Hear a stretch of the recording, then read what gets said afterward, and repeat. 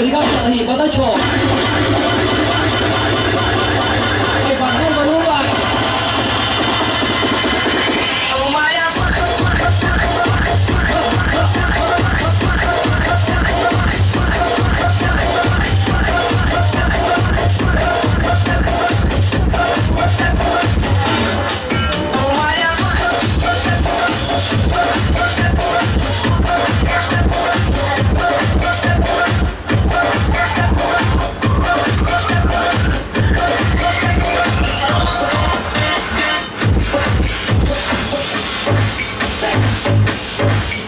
เก็บทุกรายละเอียดเน็ตไม่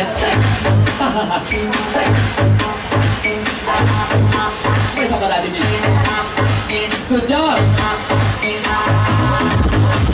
ยังไงมือขวาลงสะบัดไปยอดเราสนใจช่วงนี้อยู่กับเอ็กซ์ซาร์ครับและทุกวันสนใจเราเซ็นกับเอ็กซ์ซาร์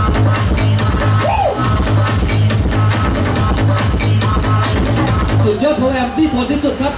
ที่สุดของประเทศไทยเอ็กซ์ซาร์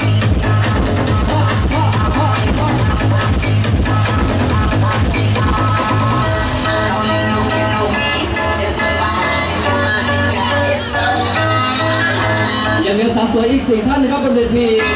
ผู้ประกอบการเครื่องเสียงยนต์หน้าใจทุกการผู้สาวสวยครับติดต่อได้ที่เวทีเลยนะครับทางผู้เจเลย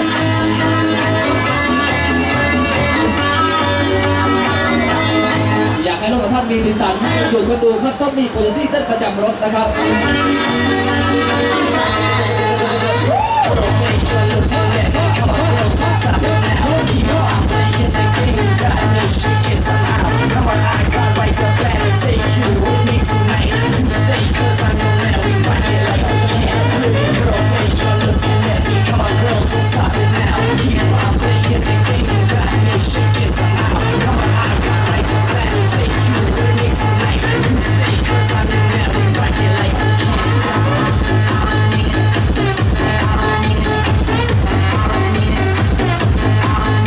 แบบนี้ครับอยากได้กับแฟนเพลงประมาณแบบนี้